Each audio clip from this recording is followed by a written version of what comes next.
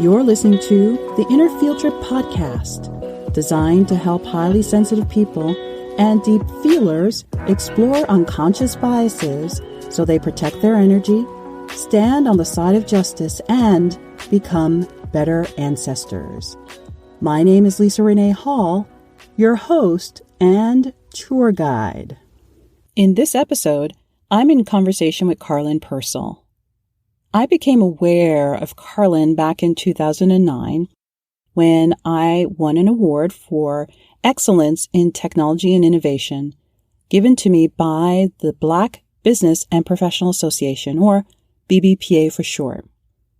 Each year, they host an awards ceremony called the Harry Jerome Awards. And if you want to learn more about Harry Jerome, just check the show notes for this episode for more. And what the BBPA does is they commemorate excellence within the Black community, in particular amongst those who pursue volunteer work, community action, entrepreneurship, or in my case, technology and innovation. And at the time, Karlyn was the chair of the Harry Jerome Awards.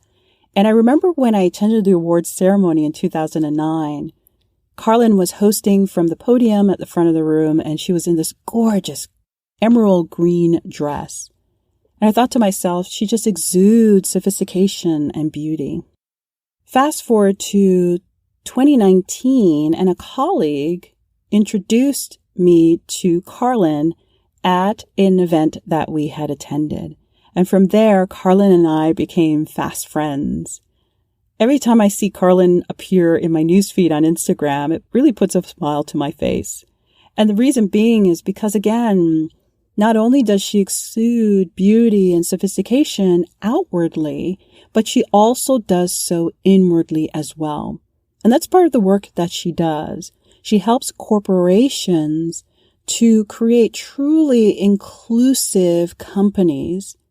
Part of her work is to help individuals within these corporations to unpack their unconscious biases using what she calls emotional intelligence. And the work of unpacking unconscious biases can get messy and chaotic. And so I wanted to ask Karlyn in this conversation, how can we maintain our beauty when we are doing work that reveals our ugliness? Because that's what unconscious biases are. It's the ugly parts of ourselves that we don't want to face. But we need to face those parts of ourselves and come to terms with our unconscious biases so that we can be more equitable and more inclusive, not only in our companies, but in our communities and in our homes. As a first-generation Canadian from St Lucia, I was curious about how her immigrant experience both prepared her and maybe didn't prepare her for life in Canada. And so these are the questions I ask her in part one of this conversation. You'll find her background really fascinating, especially around the impact of colonization on the island that she was born and grew up on. In part two of this conversation, I then ask her about emotional intelligence and the emotional tax that Black, Indigenous, and people of color pay working in corporations where they have to attune and fall in line with the dominant culture. Here's a bit more about Karlyn's background. Karlyn Percil is a certified emotional intelligence and Neuro-Life coach with a keen focus on diversity, inclusion, and belonging.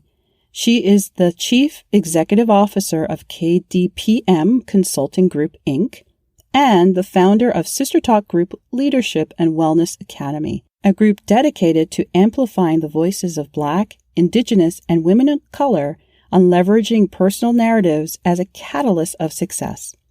She has served on the board of the Black Business and Professional Association as a chair of the Harry Jerome Awards, as I shared before, and through SisterTalk Group, Karlyn mentored and supported the leadership development of young girls in North America, especially in her birth home of St Lucia. Karlyn has also worked with UNICEF, the Toronto Police Service, and she's a regular guest expert on Cityline, the longest-running daytime lifestyle talk show for women in Canada. For more about Karlyn, check out the show notes for this episode at www.innerfieldtrip.com. Now, here's Karlyn. Karlyn Percil. Hello, sis. Hi. How are you? I'm awesome. I'm so happy that we're here together. Oh my goodness.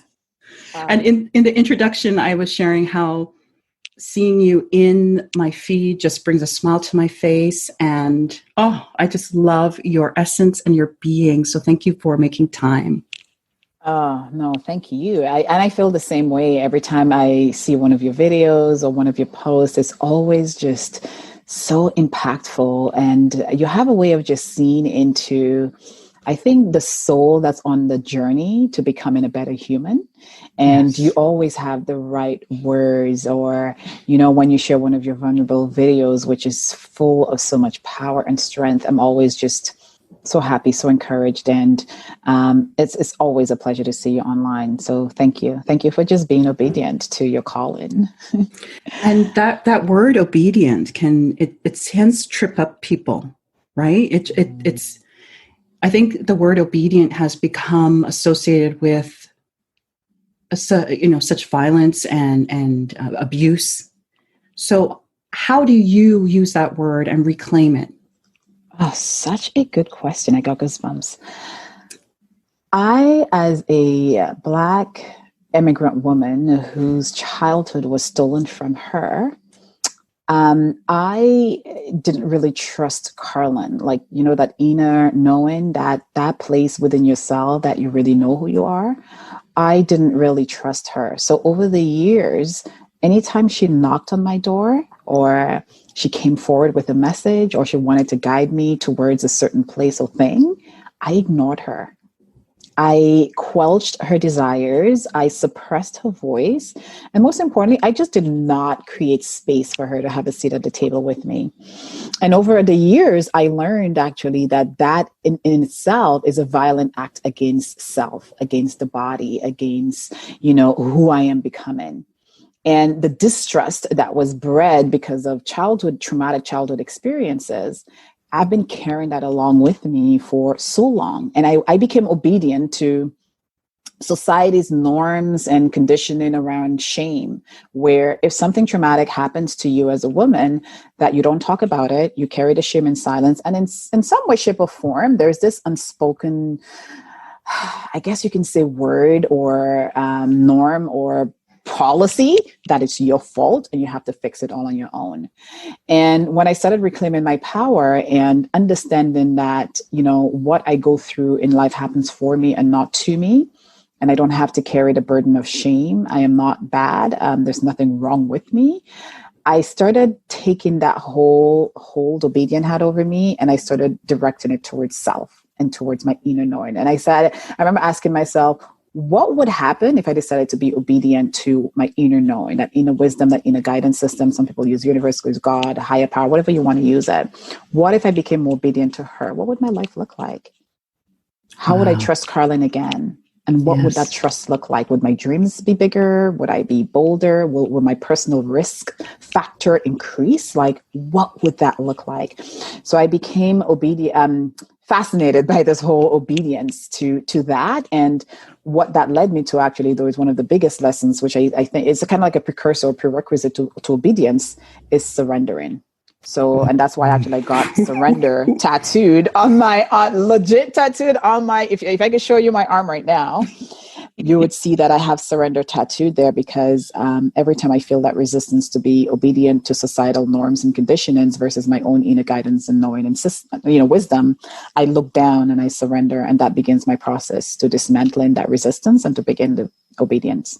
Yeah, I know that was a long answer, but yeah. No, it's brilliant, because even the word surrender is another problematic word that, for especially a lot of women, and especially women of European descent, they want to be fierce. They want to be badass because of the way that history has how history has placed them, that the white women are damsels in distress. They need to be saved. So now they want to do the opposite.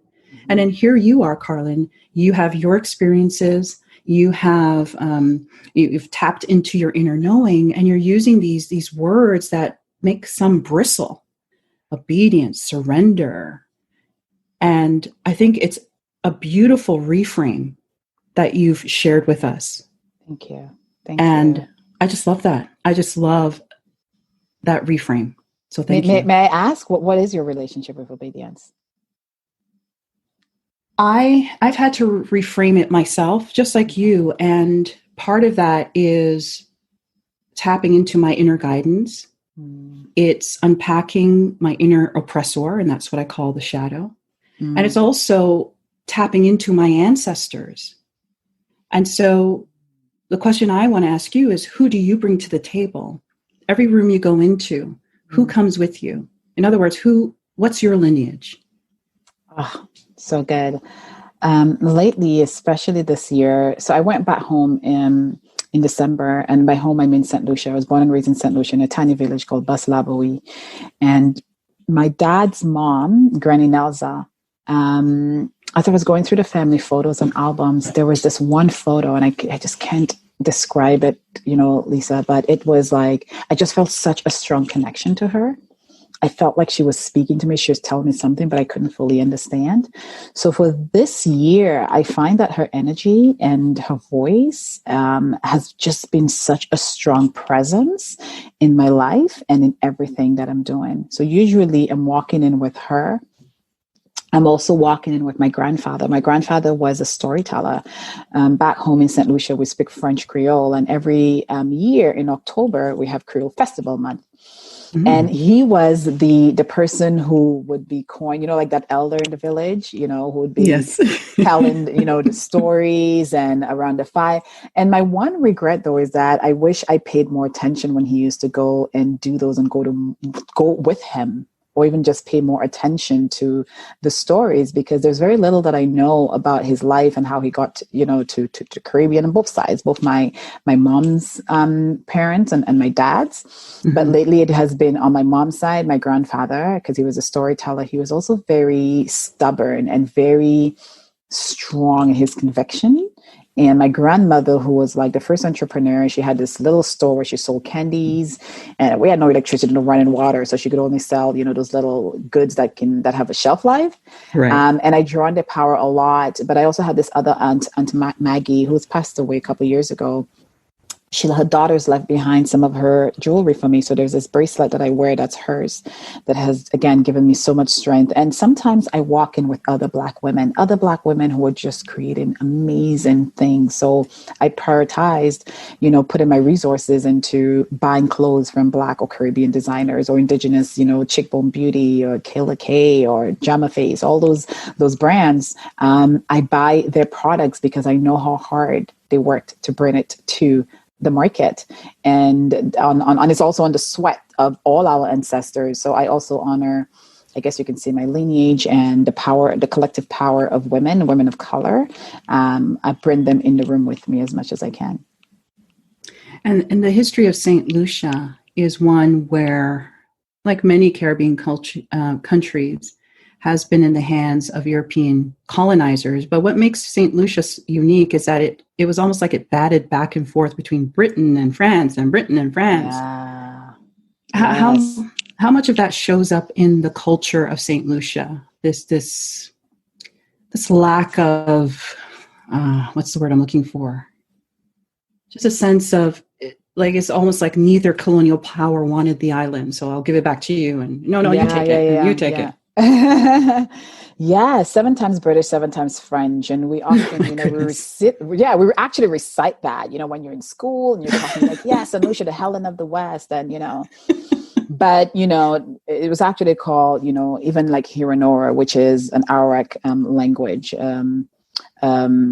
St Lucia, the first inhabitants were Caribs and Arawaks, and part of one of the things that I'm very upset about is that we weren't fully taught our history, but also we were taught growing up, and going back to 7 times French, 7 times British, there are parts of the village is actually French based. So for example, where I come from, Baslaboui, when people anglicize it, they say Bans Labri, but from a French Creole, we say Baslaboui, nous deviez fort, Vieux Fort means Old Fort, Vieux Fort, which is the Yes. name. So a lot of our villages and small little, I don't know, you want to call it a town, but they were named after, there's a heavy French influence, and it's there in our foods, but it's also there in the resilience of the people.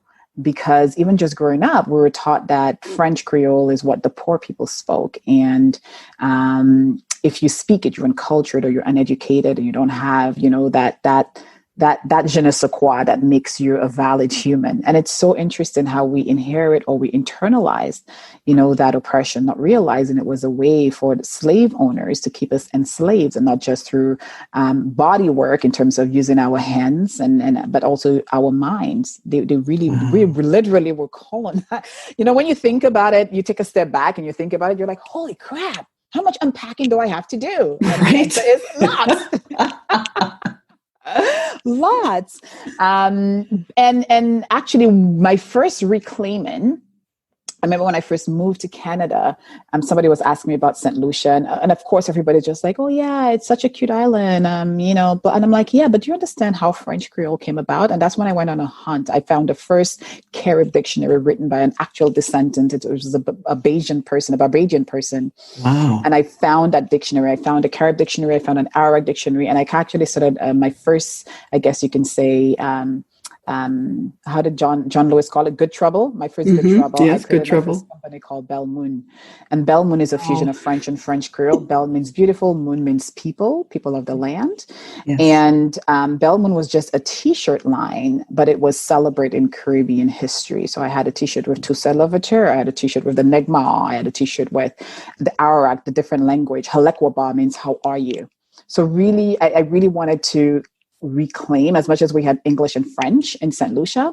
I'm like, but what about the Arabs and the Carib? Because they were the first inhabitants. Yes. But we don't hear much about them, and we've lost this. So yeah. That was my first. And so, and the follow up to that is, how important is it to embrace the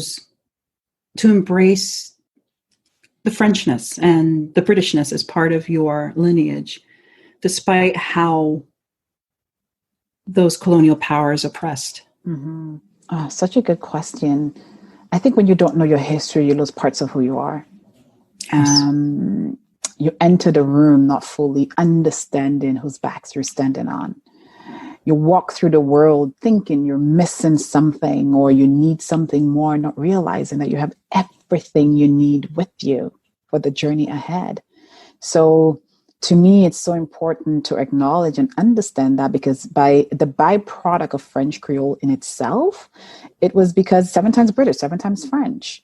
We wanted to talk to each other. So the slave owners, the slave masters, or the slave, you know, the people who enslaved us, couldn't understand what we were saying. It was, I see it as reclaiming our joy. It's a resistance against, the status quo. Like, you can own, Bob Marley, I call him my first self-help, my first spiritual teacher, when he says that, emancipate yourself from mental slavery. None but ourselves can free our minds. So I see that as a defiant act against the enslavement of our people. Right. Wow. So it's so important for me. It's so important because every time I now think about it, and now we have a French Creole dictionary, right? Because the more we started talking about it, the more now we started reclaiming that part of our history. Can you imagine if that was lost completely? Wow. Can you imagine? Like, we'd be going around thinking like, oh, with French Creole, less that. No. We came up with another language. We are strong people. And I think that in itself, it speaks to our resilience as individuals, as people who came from not so, I guess you can call it pleasant, or not so, who literally came from slavery. Our human rights were taken away from us. And this is what we came out of it with. So for me, that in itself, it's such a huge celebration. And it's something we should be paying homage to every single day of our lives. Beautiful, beautiful, beautiful. And so we're going to explore in more detail the work that you do, especially around emotional intelligence, and how that helps us to unpack our biases and limiting beliefs. But before I do, the question I have for you is, how did your upbringing in St. Lucia prepare you for life in Canada? And how did it not prepare you Ooh. How did it prepare me? It prepared me by, like I said, understanding the history of my island, my culture, where I come from. Gave me a deep sense of pride. So I knew, who I was coming into Canada.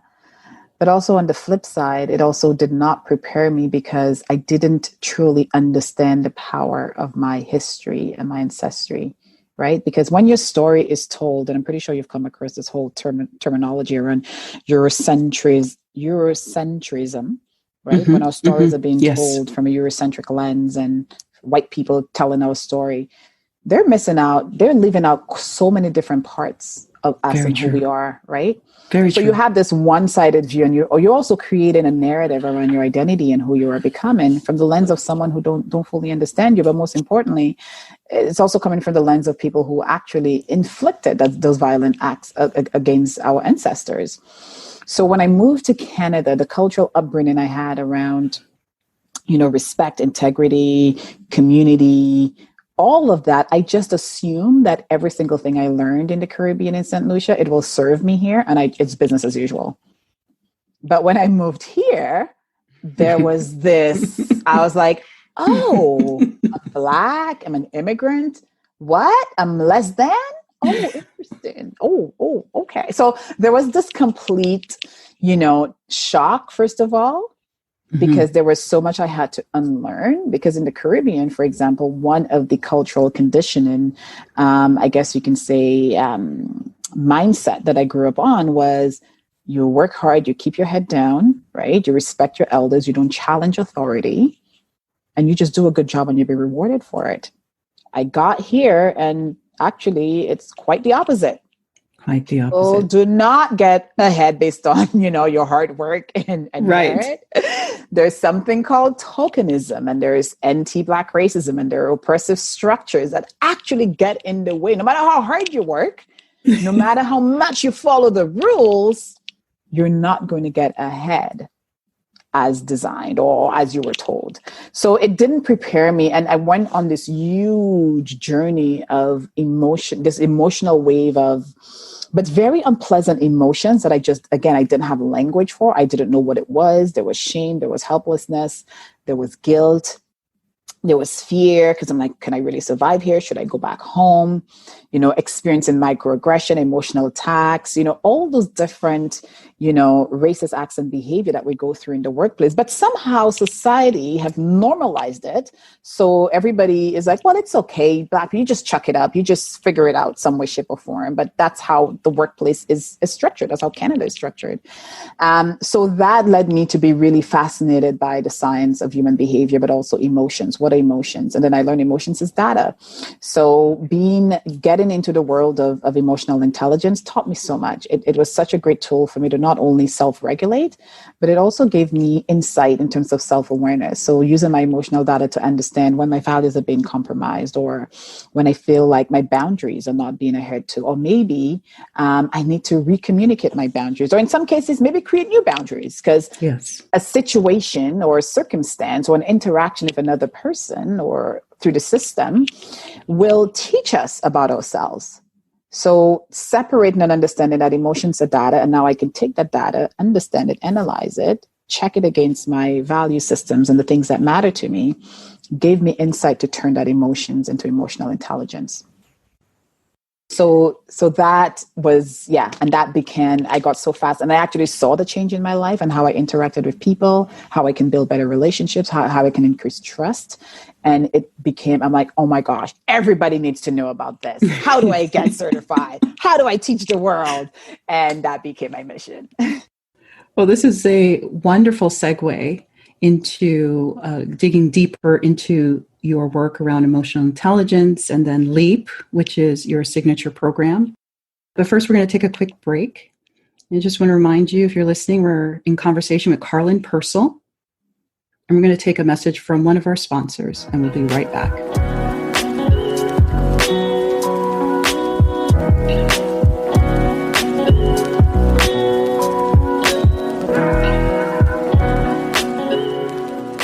My name is Julie Parker, and I am the CEO and founder of the Beautiful You Coaching Academy.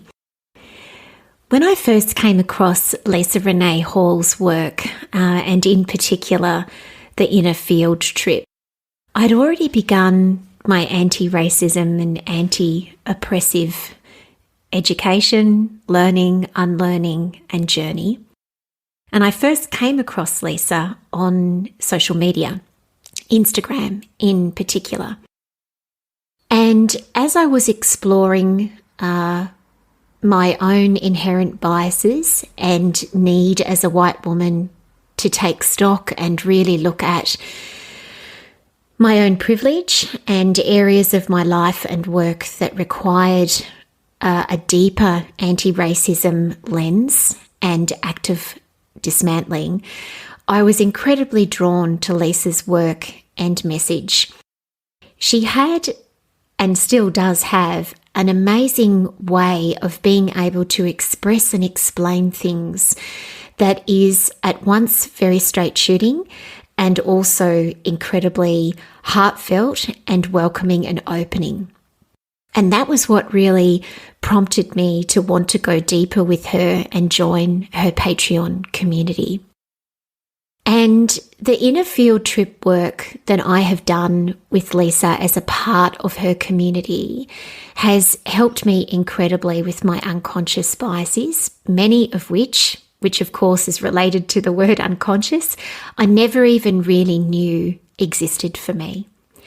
And some of these things went right back to childhood around what I'd heard and seen and influences that I had grown up with that I never really understood or knew how deeply was impacting me as an adult woman in my relationships and my work today.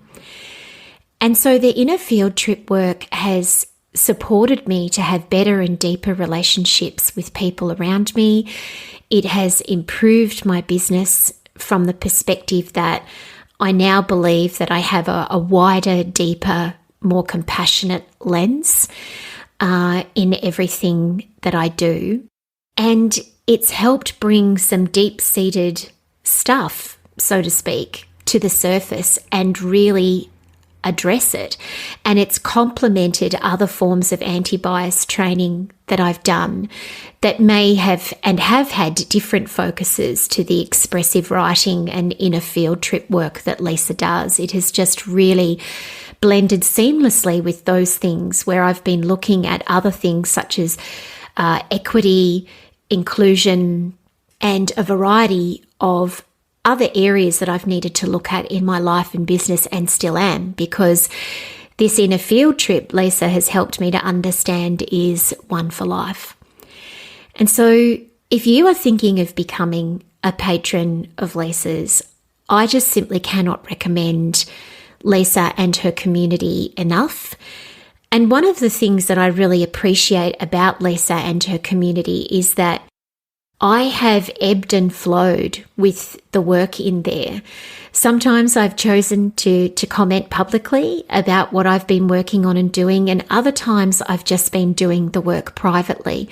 And Leesa holds such a magnificent space for that. Both. She holds the duality of being front-facing with this and also more private, and I really, really appreciate that about her work.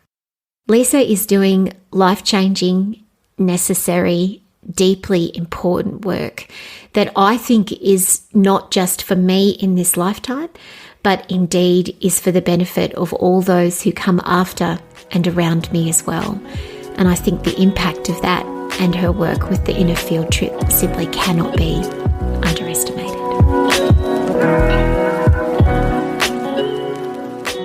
Welcome back. My name is Leesa Renee Hall, and we are in conversation with Karlyn Percil. She's an author, speaker, and certified emotional intelligence and Neuro-Life coach. And Karlyn, you spent 23 years in tech, in the finance industry, so two male-dominated fields. And I entered the tech field around the same time, and I remember it was like a gold rush. Anybody who graduated or had some sort of intelligence was hired for tech. I think we saved tech. I think our generation saved the tech industry. And so as you navigated this space as a Black woman, as a Black immigrant woman, you talked about the emotional tax. Can you share more of what that is? The emotional tax is something I think we don't talk about enough, but I think there's more and more research and data coming out around it.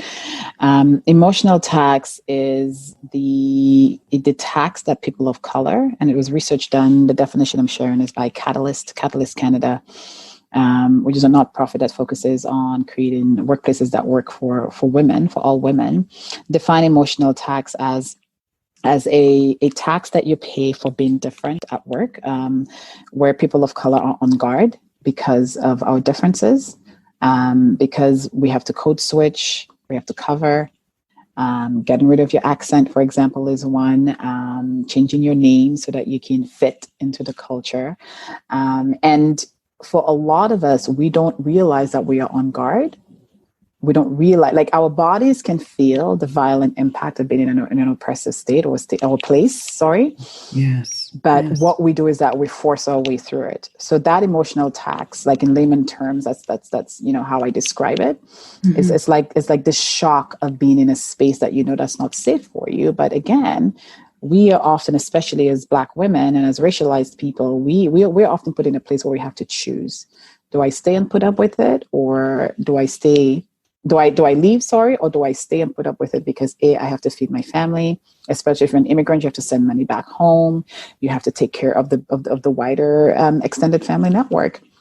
Wow. So that emotional tax is a tax a lot of us carry. We don't realize we're carrying it, but we carry it every single day of our lives in the workplace, and it's costing us, and it impacts our ability to thrive in the workplace, and it has a negative impact on our overall mental and emotional well-being.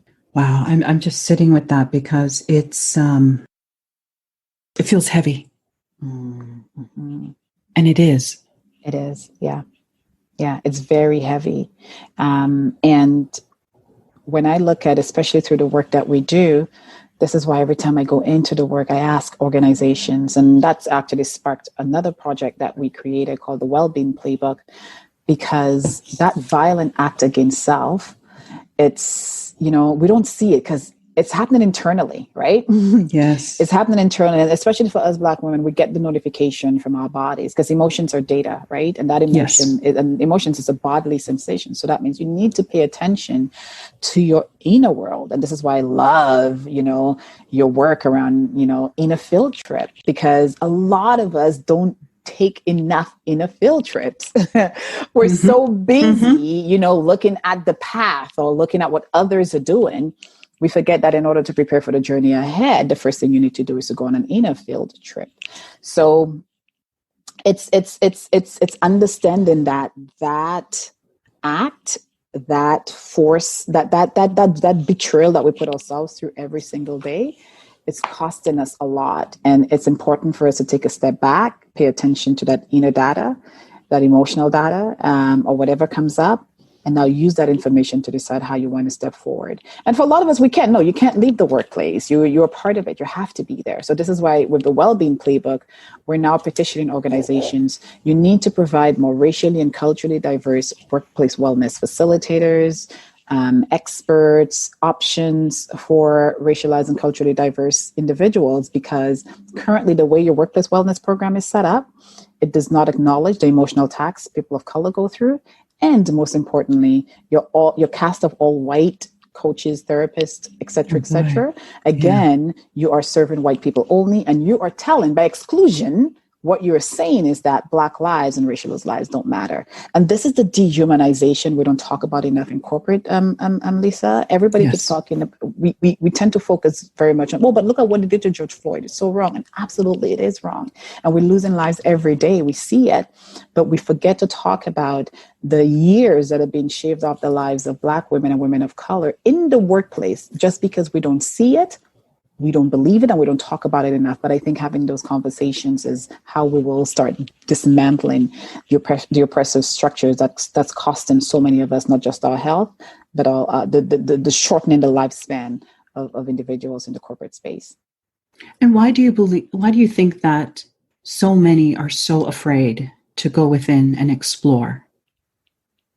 I told you about that emotional wave. It creates havoc. Like it It's messy. It's messy. Yes, it's so messy. And it's like ripping the rug from underneath your feet. Yeah. It's like shaking up everything that you have held to be true, that you know, that you believe in. It will threaten it. And I know that it will threaten it in a good way because I've given myself permission to go through it. But if you don't have that self-resilience or self-management tools in your toolkit or in your toolbox, people will not go on that trip. And, you know, we know words about like white fragility, which is what's happening right now, the whole anti-racism, right? Yes. World, as we create more better humans who are actively anti-racist, you know, you hear a lot of people bemoaning and not wanting to do the work because it's uncomfortable. Mm-hmm. But this is where growth begins, outside of your comfort zone. This is where we begin the journey.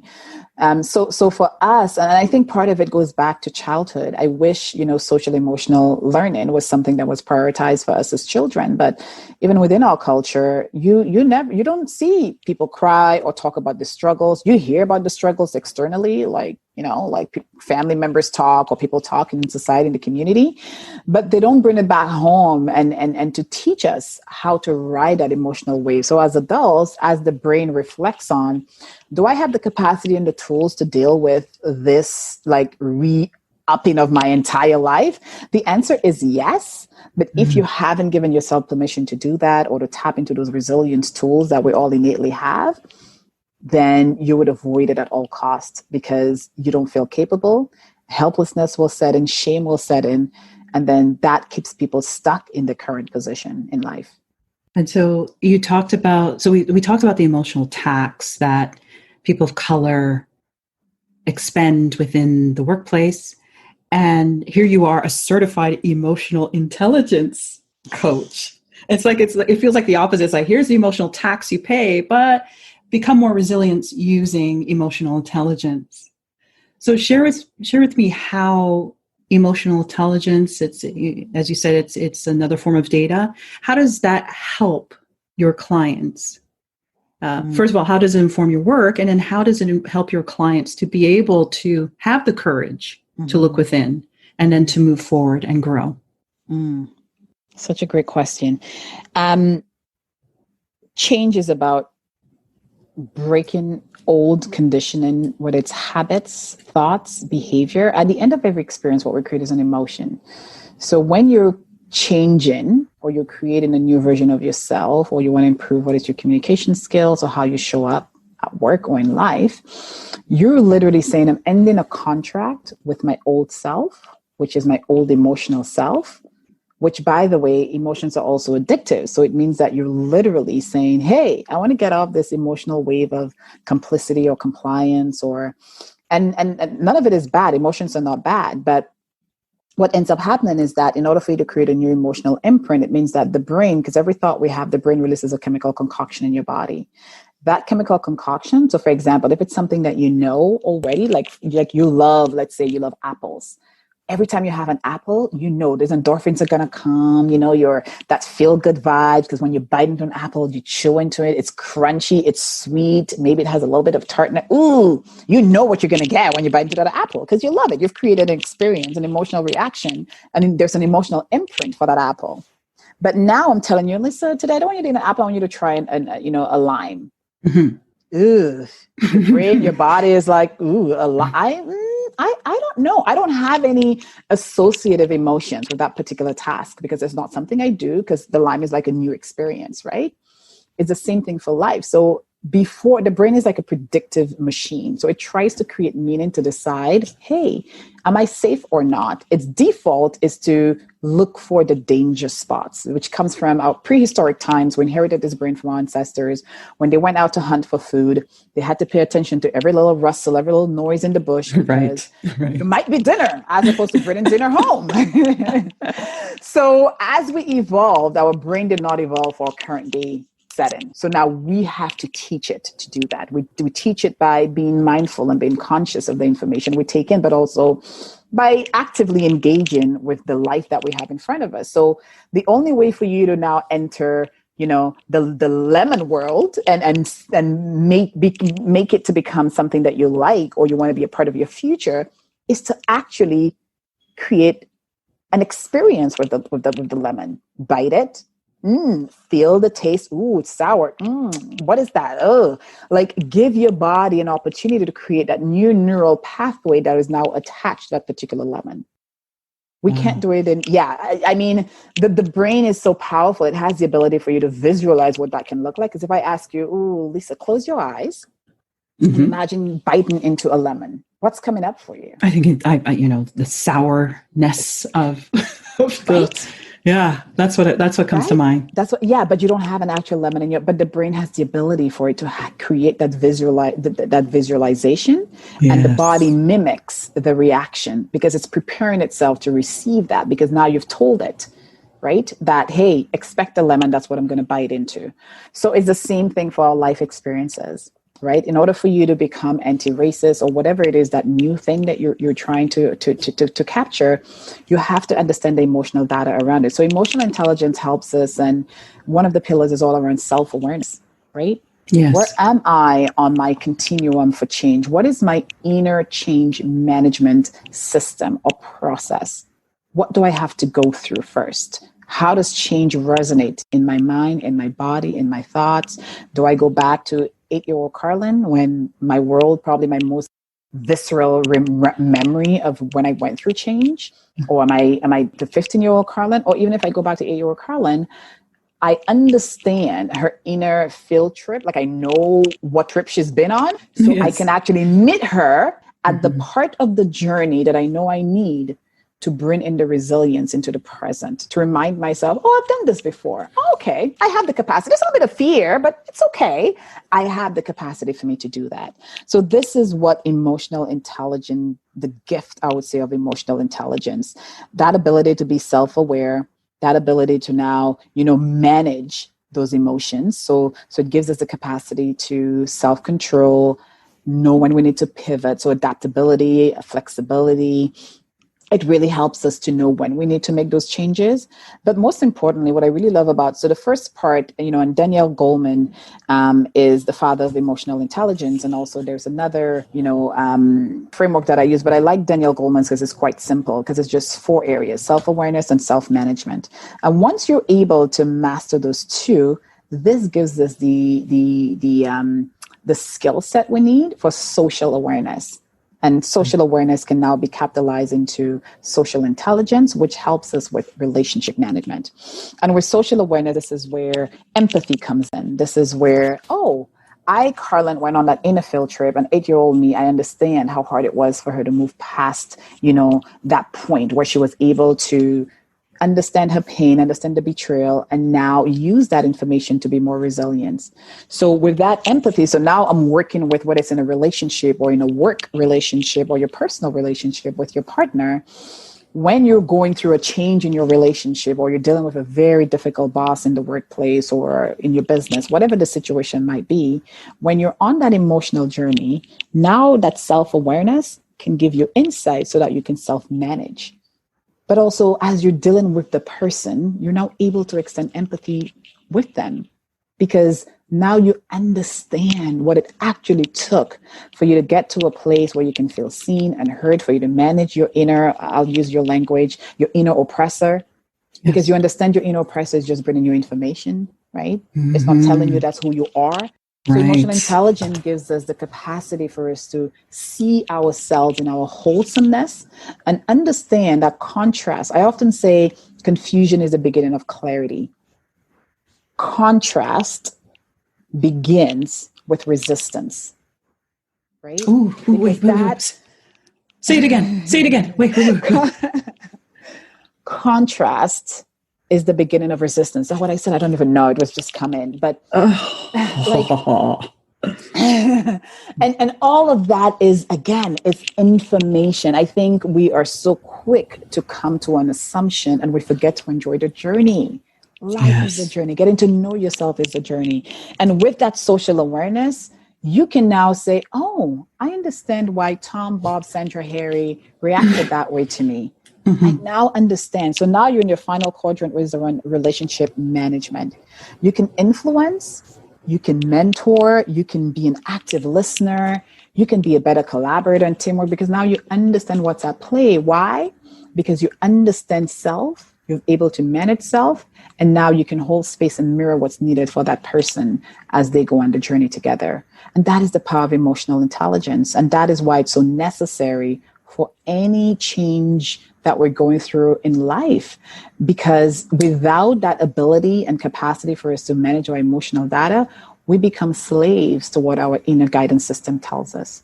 We're just now reacting as opposed to responding. I always say reacting is a reenactment of the past, meaning you're operating from your blind spots, from your unconscious bias. Responding means that you are recreating a scenario, or you are using the presence to create a more intentional and impactful interaction with someone. I love that. Contrast is the beginning of resistance. So much. And so you have the success planner. You have this program, LEAP, that's designed for leaders. You work with corporate. You are on media. I see you all the time, sharing your beautiful wisdom with those in the media who want to share your message with their listeners, with their viewers. And so and I remember back in the Harry Jerome Awards day when I remember one year I won the award for innovation in tech and innovation, or tech and innovation. And I saw you on stage. I think it was the first time I was like, oh my gosh, this woman's beautiful. She's gorgeous. She had this big dress. I think it was green. I have a feeling it was a green or blue dress. It was big. And you just commanded not just the stage, but the room, the event. And I thought to myself, this woman's beautiful. She's gorgeous. And of course, looking at your feed, beauty. And it's just beautiful, both in your message and how you present yourself. So my question is this. How do you, what advice do you have for us as we're stumbling about? How do we maintain our beauty in all of this? Such a good question. And thank you. Yeah. By understanding that stumbling is the beauty of this journey. Oh, I love But yeah, like by understanding that stumbling teaches you about the deepest parts of yourself that has been either hidden from you. It could be because of oppression or lack of your ability, your inability to sit with yourself, because we talked about how hard it is to ride that emotional wave of change. Stumbling is where we gain our strength. And actually stumbling is where we get to decide how we want to take up space in the world.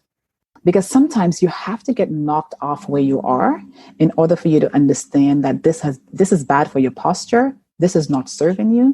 But you just gotten comfortable where you're standing. So you've convinced yourself that this is your reality and this is the only way you can get what you want out of life. So I think stumbling is so necessary because stumbling reintroduces us to our higher selves. Because when you're down on that ground, and you can see the dirt, you stumble, however you stumble, if that stumble took you right to the ground, you get to observe where you are. You get to look at that dirt. You get to look at behind you, or if you're on your back, look up on top. And the only thing you can do is go from there is up. So stumbling teaches you, how do you want to get up? Who do you want to get up as? You get to choose. And I don't know if people realize the beauty. They don't. The privilege of stumbling. Yeah, because it teaches you so much about yourself. So I'm a stumbler. I stumble all the time. I'm a stumbler too. Yeah, we need to start a hashtag. I'm a stumbler. Well, I do have a hashtag that I've been using, StumbleBravely. That has really, I love that. Yeah, so it's caught on with my followers. And at the end of the day, I'm going to read this quote that you have, and we're going to close this conversation. And a quote that you posted, which is something that I like to say as well, that the work of anti-racism is the work of becoming a better human to other humans. And so as we're stumbling about and we get up and we decide that, yeah, I want to be a better human, or sometimes I say become a better ancestor. Mm-hmm. How do you prioritize your self-care as you're holding space for other people to stumble, to get up, to build their resilience? How do you prioritize your joy? Oh, thank you. And that quote is actually not mine. It's a quote by Austin Channing Brown, who's a racial. Oh, yes, I see it now. From, yes, Austin Channing Brown. She's awesome. I love her. No, Austin, sorry. Austin, Han. It's it's your quote. And it's her quote. And I've been sharing it with everyone because I think it is the most simple and most impactful and profound definition of what it means to do this anti-Black racism work or any kind of work that you're doing is that, right? How do I prioritize? By really paying attention to my inner guidance system. Some days it tells me to get down on your knees and you better clean those baseboard, girls. You gotta shut that door. You're gonna mop my tiny little condo, which I'm very grateful for, very privileged to have. You're gonna clean. Yes. And I don't know how to describe it, but it's every single day it's different. But one of the things that has been consistent that I give my time space for, I create space in the morning to journal, maybe listen to music, do my meditation, color. I haven't colored, for the last little bit, but color. And I'm very fortunate to live close to the lake, to the water. And that's my, as a Pisces with a moon in Taurus, nature and water are two of my biggest pillars when it comes to self-care. So there are days I just go out there, depending on how depleted I am. I just lay on the grass. I do nothing. Or I go sit by the lake with a book, with my coloring pens. I do things like that. But also there are days where I just need silence. So I have different tools that I use. And in the Success Planner, which I designed to help people on the journey to becoming a better human, there is a section where you can color as well. You can actually track your habits. And what I love about the planner, and not just because I created it, but every month I cite Black women because we've been excluded from so much. And, even like I tell you, I quote you all the time. I love the quote that you have around the intellectualization of racism, which has created a gap between performative and true accountable action. Right? Yes, it has given people this permission slip, and we need to move from intellectualization to emotionalization. And emotionalization is where we get to truly understand our needs. So I try to pay attention to my emotional data because it tells me what I need the most. But these are some areas. And some days it looks like just drinking enough water, girl. Some days it looks like minding your business. You ain't got to respond to that tweet. You don't. You don't. You're going to keep moving, close Instagram or close Twitter. And you got to keep moving. So some days it looks like this. And then every day it looks like staring at pictures of my nieces and nephews. They bring me so much joy. Yes. My 4-year-old niece, she's in St Lucia, but she knows how to use the phone. When we're doing our WhatsApp call, she knows how to, Auntie, look, and she turns it around. And I'm like, how do you know? Like, what? Yes. So she, inspires me every day. My nieces, Jan, Lenny, and my nephews, we have 10 of them. I'm so blessed. But also just seeing my parents, like my dad learned how to read and write when he was, in his 50s, I think. Wow. He went back to night school. I'm also very inspired by their resilience. Self-care looks like me. I send them little notes and little quotes. When I'm on TV, and I send them a note, and I'm like, I don't know if she's going to see it. I'm like, Ma, just press the link. So watching my parents in the 70s use, WhatsApp, use a tablet. It's so fascinating because we grew up without electricity, without running water, like none of those things. But I'm so inspired by them, seeing them do that, because now our connection is more frequent and I can just send them a quote or to say hi. And now my mom is typing. So that in itself, and also really just staying connected to that source, is such a huge form of self-care for me, because sometimes being away, from your family and not being apart, being close to them, I miss them. So it really helps me to create that really wholesome and holistic self-care routine that I can just pull on anytime I need it. Beautiful. And it's important that we incorporate aspects of self-care while doing this work to become better humans. Yes, very important. And also we can't do the work alone. It's really great to stumble together. Yes. Right? Because if I see you on the road and you stumble and you just want to rest, I'll honor that. But if I see you on your stumble and you're like, I need a hand, can you help me get up? Then I can help you get up, because I've stumbled and I understand and I know. So I know how to support you in your stumbleness. So community, which we have through SisterTalk Leadership Group and Wellness Academy, We bring BIPOC women together for mini master classes. We did one during COVID on how to take care of yourself as a racialized woman or self-identifying person of color. And we did 7-week series, bringing different speakers to talk about, trauma, self-care, all the things. And right now we're doing one for BIPOC women in business, a mentorship circle for business. So community is also a huge part of that self-care, because it's so important to have community when you're going on this journey. That is a wonderful way to end this conversation, and such a great reminder about all the different ways that self-care shows up. It's not about just manicures, pedicures, and massages, but it's about creating the space so that you can continue to do this work so it's sustainable over the long haul. Any last words of advice that you have? I just said, oh, this is a great place to end this, but I have a feeling that you probably have some bit of wisdom that you'd like to share. So much. I want women, everybody who's listening to this, I want them to dream bigger. And I want them to dream bigger in 3 different ways. Dream a bigger you. If you can reconnect to your inner child, or to use your language again, which I love, your inner oppressor, ask them, what are you afraid of? What's getting in the way of you dreaming bigger? Reconnect to all the different parts of you. Meet you where you are. You don't need to change anything or be better or any of that. Just meet you where you are and ask yourself, are you dreaming big enough for the you that you are becoming? And the second category I want people to dream bigger in is dream with your family and your ancestors. Like, what is the collective family dream? What dreams did your family, your ancestors begin or might have thought of beginning? And you can find that out by just staying connected to them and asking them for guidance. And the third one is to dream within the power of the collective community, or that power of, a better humanity. What will that look like? If I ask you, Leesa, let's dream big together for Black women, what will that look like? I'll have some ideas, of course, right? It's coming from my lens and my perspective, which largely is informed by my experiences. But when you add to it, and another person add to it, a trans woman add to it, or somebody who identify with an invisible disability, and we bring the collective together and we dream bigger, so that when I'm in a room and I can put forth your dream, then I can bring you along with me and I can fight for you on your behalf.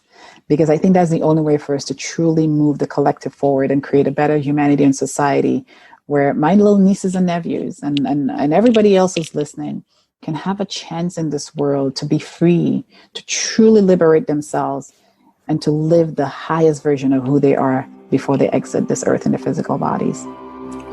Thank you, Karlyn. Thank you. You're amazing. You're beautiful. I love you.